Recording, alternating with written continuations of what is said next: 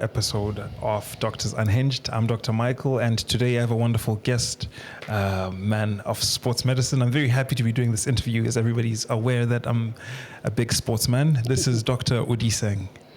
Yeah, you're welcome to our podcast, boss. Okay, thank you very much. So thank you very much for giving me the opportunity to have a chat in these beautiful facilities. Perfect. Very beautiful. Yeah. So can you tell us a bit about your medical career, how you've come, because I think we talked about how you came from Nottingham and all the way to Botswana. How's that gone for you? And could you just walk us through your resume, if you may? Actually, I got a scholarship from Botswana in 1982 around that time. Went to do my A-levels in England, Cornwall. Right. And then I went to medical school in Nottingham University, qualified there. And then I did my internship or foundation years now. And then they wanted us to come back, but I said, no, I'm staying. Right. And I stayed in the UK, did my family medicine training, completed that. And then they wanted to sue me, so I came back to Botswana, worked in training for 3 years, completed my contract there. Right. And as soon as I finished, I went back to the UK to specialize in sports and exercise medicine and occupational medicine. Okay. So what I did is that at that time, sports medicine was not paying. You were just volunteering. Okay. You would do a master's degree, but then volunteering. Right. And then affiliate yourself with several organizations that were in sports and exercise medicine. Then I did occupational medicine because it was a paying training job. Okay. And then I realized that 50% of the things you see in occupational medicine were musculoskeletal related, and it's also an occupation, which is the same as elite sports people say. So I decided to combine all the three of them, and then qualified as a consultant in the year 2000. And then I worked there for 10 years, not 9 years, because I had bits of debts that I had to settle because I had to pay for myself for higher professional training. Okay. And then I finished, and then I came and joined Bakamoso Private Hospital as an employee. After 2 or 3 years, 2 years or so, it went into administration, and we became self-employed. Right. So I formed a company called Medical Orthopedic Sports and Occupational Clinics. Right. The acronym is MOSO Clinics. MOSO Clinics. MOSO Clinics. All right. So people think it means morning, but actually that's what it comes from. Oh, okay. So that's where I'm staying at the moment. Okay. All right. So you're currently a contractor with MOSO Clinics, or is that a separate entity that stands alone apart from MOSO Clinic is my company. Okay. Actually, the company is called Gridlaw. PTY Limited, but trading as MOSO Clinics. Okay. Yeah. Oh, I see. So that's what I do, yeah. But I'm based at Bakamoso Private Hospital, hiring rooms there. On hiring there. Okay, that's nice. That's nice. And I know that you've worked with some elite athletes, and you've also then worked with just normal, everyday clients, right? Yes. Is there a difference in their physical needs and maybe injury risks if you compare the two? There's a lot of differences because the elite sports people, they tend to present very early if they have a problem. Right. Because obviously there's a profession. Okay. Whereas the other people, they stay too long. They may go and see people who don't specialize in sports and exercise medicine, who may not be aware of the best way of dealing with them, and therefore they tend to come to see me when their problems are chronic. Particularly people who've got back problems. They come to see me maybe after a year or 6 months or something like that. Right. And then they only come to see me as a last resort. So I've seen people have back problems for about 6 years. Right. And then they came to see me. Oh. Sometimes they come to see me, some of their companies, for ill health retirement. Yeah. Because I'm an occupational physician, like I say. Yes. And then what I will do is that I look at them, assess them. Sometimes I treat them and then go back to work. Oh, nice. Yeah. Oh, okay, so you're able to rehabilitate somebody even from a state of... Yeah, because a lot of times when someone's got a chronic back pain, the pain is just painful. Right. That's what's stopping them from going to work. Right. And therefore, if you treat the back pain, it goes away. Then you start an exercise program for them. Within less than 3 weeks, they're fine. They go back to work. Oh, so you also write exercise programs and plans for people? Yes.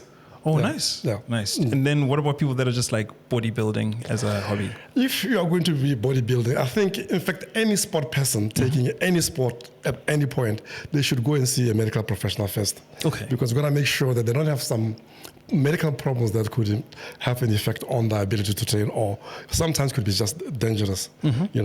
Heart problem particularly, you've seen of footballers dying suddenly, sudden death sport. Right. And in fact, the first sport, person to die for sudden sport was someone running from Marathon to Athens.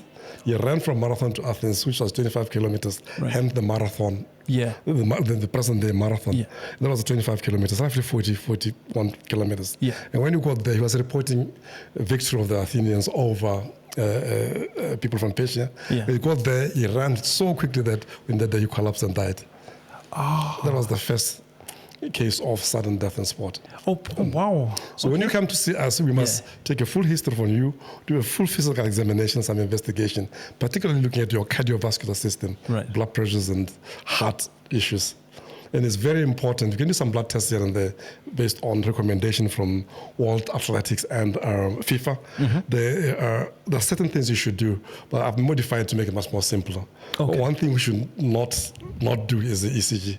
Okay. That's absolutely important for you. As a minimum, As a minimum. Okay. Yeah.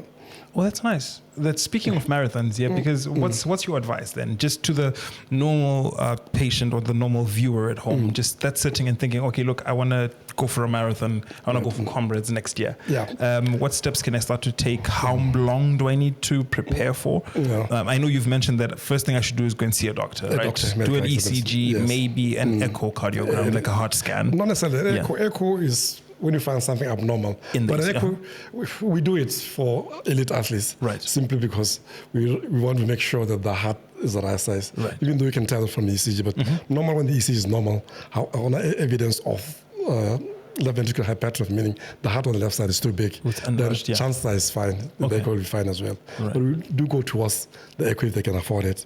And I like to exercise them to see their level of fitness on an exercise tolerance test, on a treadmill, and then see how they respond to exercise, BPs, if there are any abnormalities in the ECG as they exercise, because you can tell a lot of things from that. And then if sometimes someone will exercise for about 2 or 3 minutes, 5 minutes, they reach the target heart rate, which means there isn't a lot wrong with their coronary vessels, but they're unfit. Oh, okay. Meaning, so they're not ready to go for a marathon tomorrow then? They're not ready for a marathon. They have to start, when you go to a marathon, first of all, you've got to think in terms of nutrition. A normal balanced diet is all you need. Okay. So there's no special You don't need to go and take any supplements. You don't need to go and take supplements. No. You don't have to take those things. They don't make any difference. You've got a normal balanced diet. If you take them and they make you faster or bigger or something like that, there's something inside them that is you should not be taking. They're adulterated. Really? So the standard thing is that don't take any supplements. Unless you are a vegan or something like that. In which case you can. Then you need to supplement some vitamins. You don't have to go and buy amino acids. Some people can come to me and say, I want to go and buy all those BCAAs. And I said to them, go and kill a goat and then eat it over 3 months. Because your body is going to turn that into amino acids. They're going to go into your system. That's some advice that I give people as well, because you'll have clients that come and say, I've started a gym, I'm taking these amino acids, I'm taking this, I'm doing this, and I'm telling them, you get this from your normal diet, just chicken breast. If you eat a drumstick, you have all of those amino acids inside. They're all there. Okay, so that's not a problem. It's not a problem at all. No. What about creatine? Because you mentioned that if something's making you bigger and helping you, then creatine has been known to, if you are training, you can train harder. It's been known to, you can train harder. But because obviously if you've got bigger muscles, you're going to run faster. Of course. Okay, but then you are not against it or anything like that, because I remember you said only the normal nutritious diet should be fine for you. Now I go for just normal nutritious diet. That's it. That's it, In time you'll build it. I mean, bodybuilding, for instance, if you want to build, it depends what you want to do. You want to become stronger, or you want to be big muscle. Big muscles and be bulky. Big muscle. All you do, you just take what you call one set rep, where you lift it up once, but you can't do it the second time. And then you train at 75% of that. You will not be able to do more than 8 at the beginning. Okay. So those 8 reps, that then becomes your set for failure. Yes. When you start doing 8, you'll fail around the stage. And then after 2 weeks, you'll find that you'll do 9, 10, 11, 12. Once you do 12, you do the same thing again. And then you go again 75% of that, and you keep moving forward. And then you keep doing that for all muscle groups. Okay. All muscle groups. Hey, you've just put me on game. You've just Otherwise, you can go to the gym and lift extremely heavy weight. You injure yourself. Okay.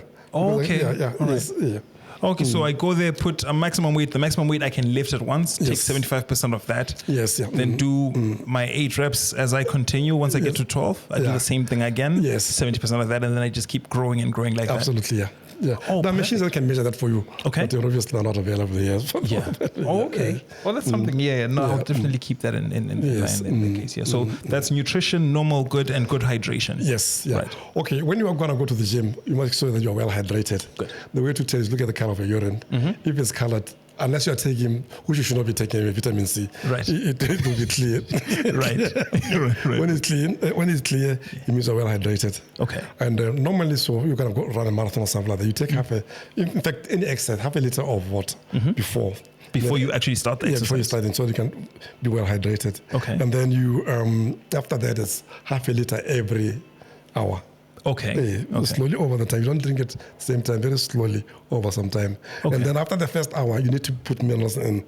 Those are the only things that you can take which are available from the little gels that you see that are minerals. Okay. Those are safe because, they don't put things in that are not meant to make you, just to replace what you are losing. So things like magnesium, some zinc, magnesium, and things yes. like that, because you're losing that during sweat. Yes, because you're sweating. Okay. When you sweat, you lose water and minerals. Okay. Yeah. All right. So what do you think about this? My workout is pretty simple. I hop into gym. I have my 2-liter bottle. I fill that up with water. And that's what I'm going to be sipping on throughout the whole hour of my exercise. Yeah. But what 2 I liter? do, yes, 2 liters. What I do is full on, no rest, full body exercises. When I say no rest, it means I'll do legs and then I'll go into the next machine and do shoulders. Okay. After I've done shoulders, I'll go into back and then I'll go on the bench and bench press as well. Oh no, that's okay. There's interval training because you're not putting, stress on one part. Yeah, no, I'm putting different parts so that I just do the full body. Yes, and then I'm done in about 45 minutes, and then I go and sit in the sauna, and then I'm out. Yes, that's pretty cool. Am I doing great? You're doing great, but 2 liters is a little bit too much. You've got it sort of for 1 hour. Okay. So what do I do? I just reduce it to 1 liter? Half a liter every hour. Half a liter every hour. Provided you took the half a liter before, and then afterwards. If you weigh yourself before the gym and afterwards, if there's a difference of 1 kilogram, that means you must drink a liter after that. Oh, okay. If it's 2, then it's 2 liters. Okay, to compensate for that. To compensate how much water you've lost. But you must add minerals to that as well. Okay, to add minerals. All right then, okay. And then what about packs? How do I get my packs back? Jogging.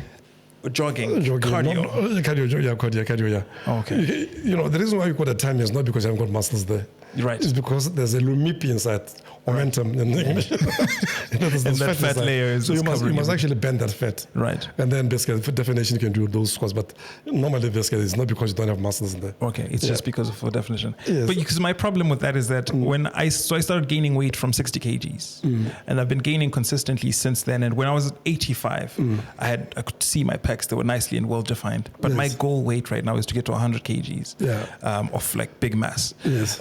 But my pecs have disappeared now. Yeah. I only see them in the morning when I wake up. After that, it's just... Yeah, because there's fat underneath there. So now I need to do more cardio to compensate. More cardio, yeah. All right. More cardio. If you look at bodybuilders, if you look at you can see blood vessels on the... Yes. Because they've very little fat.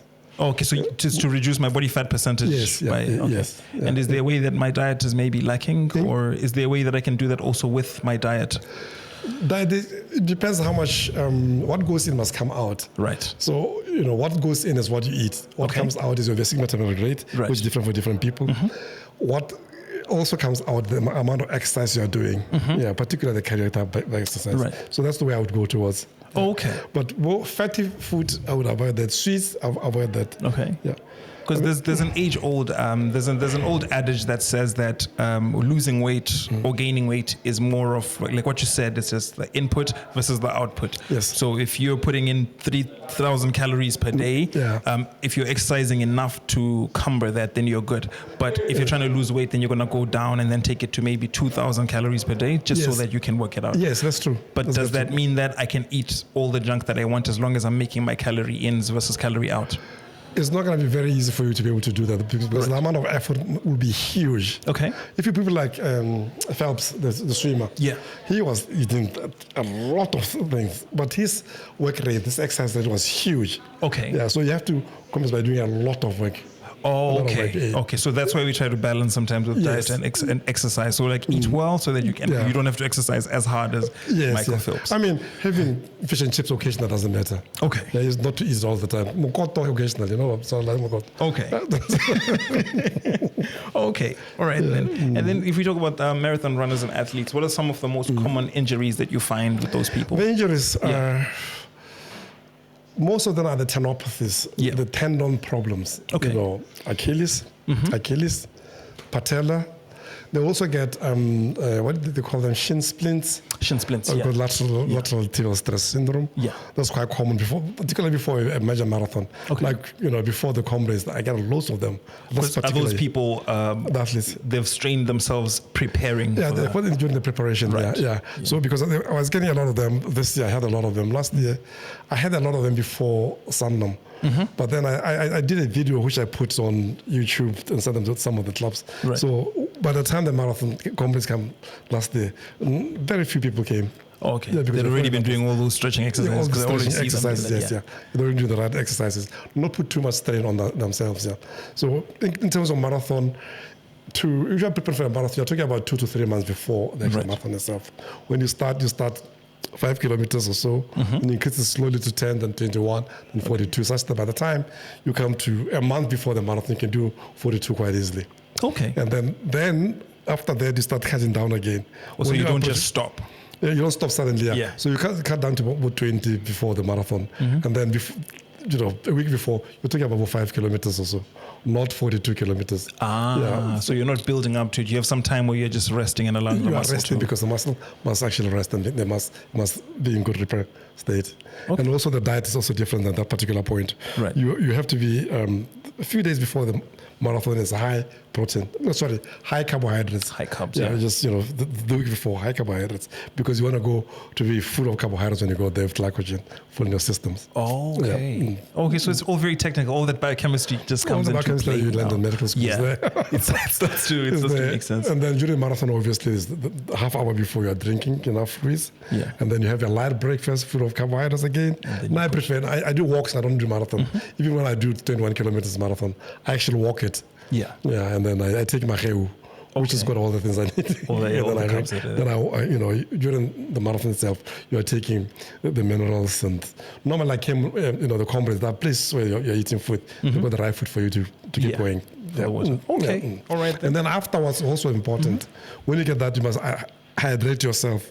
Again, normally I recommend about a liter in the first 2 hours before people go and celebrate drinking alcohol and things like that. At least 2 hours. And if you knew what you weighed before you ran and what you had afterwards, you just can compensate with that same ratio that you said. Same ratio, yes. 1:1. That, yes. Yeah. Okay, cool. All right then. Yeah. And then another thing is that I don't stretch at the gym. Yeah, you must stretch first before any exercises. You must warm up. Okay, when you finish, same routine. And warm down again. and stretch. But why? I don't get pains. I'm a fit, healthy young man. You are fit, but your muscles must be prepared for the effort, strength that the effort is gonna have to exert. Right. You want your blood to be pumping properly. Okay. Otherwise, what's going to happen is that there's going to be accumulation of stuff in your system, and you're going to have what's called post-exercise muscle soreness. Oh. Yeah, because either you're dehydrated or your muscles were not toned enough to do the job. Okay. So stretching is a good idea. So stretching is a good idea. Warming up, warming down. Very good idea. Okay. All right. When I do the walking, I was the people show me stressing. I didn't see me warming up, but they left half an hour before me. But then I walked slowly, and you still caught up. And then after 6 hours or so, after six kilometers, then I catch up to maintain the pace. Then towards the end, I go very fast, and then the last 6 kilometers I start warming down. So that I'm very slow at the end, and then stretch out. So it's warming up and warming down. Yeah. But you're doing this all through during the marathon itself. The walks. Okay, good strategy. I think it must be very interesting for you when you're doing it, because then you're doing it with all this medical knowledge, and and you see somebody doing some rubbish, and you're like, I know what's going to happen to you. You don't want to tell them because they get so angry with you. I remember there was a person who was doing some, what do you call them, like cows. Yeah. She posted this on social media. Right. And I saw it, and I sent a message, you're going to enjoy yourself. And the insults I got from her. Well, I know what I'm doing. What do you think you are? 6 weeks later, she comes with an injury. I didn't say anything. Oh, you didn't remind her that I'm the Munamahula that said, don't do this. I just told her that basically, how do you do your thing? Pretend I didn't know, and I told her that this way you should be doing it. Okay. All right then. And what about our infrastructure? Do you think Botswana's infrastructure is great for these marathons? Do you think we've got enough? We don't have, it's too dangerous on the roads here. Very, very dangerous. I think the Western Bypass is okay because you've got that thing on the side. But if you run on the A1, it's very, very dangerous. And the road people, they haven't got the marathon courtesy of making sure they see a lot of people on the road. People have been killed on the roads here in this country. It's very, very poor. Just from running around and walking around. I mean, I walk to Odi from my house in Pakalani, go up Odi and come back. And the amount of... I had to jump out of the way. It's just too much. So our infrastructure is very poor. All right. Very poor. So we're not really prepared for that thing. Yeah? No, we're not prepared. I think we start planning our roads in such a way that we, particularly around the cities, we do what they did in the Western Bypass, such that you have places whereby people can walk and run. Okay. All right then. Then, as a sports and occupational health physician, do you see a lot of people with people from high pressure stress jobs? I see a lot. Most of the people I see are not sport injuries. They're actually occupational related injuries and other injuries of the musculoskeletal system. Okay. Bankers, auditors, teachers, all those type of people, they get problems with their backs, upper back particularly. Right. They get a lot of, the muscles goes into tension. And there's a map that's been done in the past which shows exactly where the pressure points are. They're called trigger points. Yeah. And then you have to deactivate those. The way to avoid that if you are in those type of situations, and by the way, you can tell that the back is related to job activity because when they're extremely busy, they start getting the back problems. Auditors towards the end of the month, TLRs the one at the end of the month when it's very, very busy. Yeah. So that's when they get their problems. Right. The way to try and avoid that is every 30 minutes to stand up and stretch. That's what we call it. To stretch those muscles and sit down again. You also have to have the right keyboard. Make sure you don't use a laptop. If you use a laptop, it must be on a docking device, such that you use a normal keyboard on it. That's the way to try and avoid those things. And you're going to make sure that the workstation is ergonomic. So if you are tall, you can make the table go up. It's adjustable. The chair must be adjustable. Or your chair also to adjust it, come and bring it down. Yes. Okay, is there like a recommended chair for office workers? There are no specific ones, but there are ergonomic chairs around. Ergonomic chairs? Ergonomic chairs, If you go to some physios, they sell them. Okay, so those would be the ones. What we used to do in the UK is that they will lend you one to use for a few days to see which one is most comfortable for you. And then you pay for it later on. So you just keep changing them until you find the right fit. The one that's actually correct, okay. Because I've had a lot of patients come to me and say, can you write me a letter for my boss to get me a new chair at work? You just write, I recommend an ergonomic chair. Okay. And the physios in Rabarone have them. Okay. Yeah. All right, then. And then how will they choose the one that's more comfortable? Because they're not going to get it for free. They will go to the physio's place. Yeah. And then just sit and see. Feel it. Yeah. Okay. All right. Then, and is the company going to pay for that? Are the companies going to pay for that, or that's just medical aid that we're billing? The medical aid will never pay for anything that's occupational related. Why? That's the system. It's none of their business. They don't pay. If you break your leg here, working here, they will not pay for that because that's an occupational injury. Your employer should pay for that through the insurance or directly. And how often do those employers actually pay for that? When I read the letter, they do, because I read in such a way that they're persuaded very quickly. So I guess we can recommend you that if anybody ever breaks something at work, this is the right man to go to.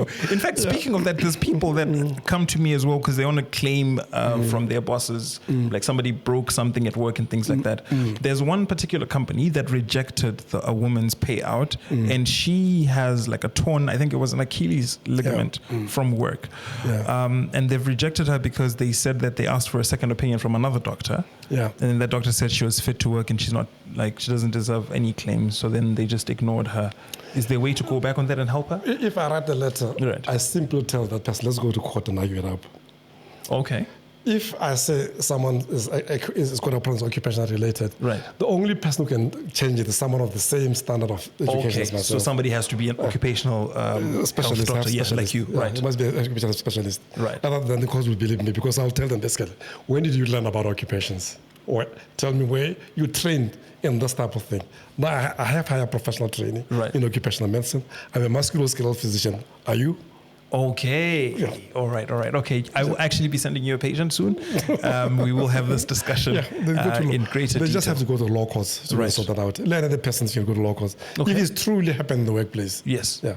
Okay, all right, no problem. I mean, I've had companies that have challenged what has happened. Say you see someone who said, this person's got an injury, it's about 15%. Right. If a company coming to give an opinion, I said, no, it's not 15%, 25%. Right. The doctor was wrong. The doctor was wrong. Give 25%, give them more money in the case. Yeah. I've done that, so I'm completely independent. Oh, perfect. Yeah. All right, guys. So I think we're going to end our podcast here. Yeah. But I want to let the public know that we've had a really good doctor. We've had a really good chat about sports and exercise. I think the bottom of the line is that if you eat well and do well, you're not going to need to drink any BCAAs for extra amino acids. Absolutely not. Yeah. But also, if your company is giving you problems to file claims, come to me first. I will refer you to Dr. Odiseng, right? Because I have him personally, and then we will sort you out and make sure that you get that payout as well. Yeah. It's also very important that if you're a sport person, participant sports and exercise, when they do ECGs, they can be abnormal because you're an elite sports person. Right. Because I have 3 patients that have come to see me that had been told not to exercise again because the ECG is abnormal. Right. An elite person's ECG is different. Oh, it can be what's called pathological. Right. It's going to be different from someone who does that. Okay. And you need to know, this is a normal thing for someone, an athlete. Yeah. And I simply just exercise them, do DICO, and then I just go back to training. Fine. Okay. Yeah. All right. Well, thank you for your time. Thank you for taking the time to do this. You're welcome. I really appreciate it. And I think I've learned a lot about this. And like I've mentioned before, guys, you're always welcome to come to Kalafhi Day Hospital for these things. We've got a great physiotherapy here. I was actually showing Dr. Odiseng before that. But also, again, like for those occupational health problems and things, we will be referring our clients because we have a partnership with his primary hospital, which is Bokamoso. So that's it. Thank you for your time. Thank you very much. Thank you, everybody, for watching. Thank you. All right, cheers.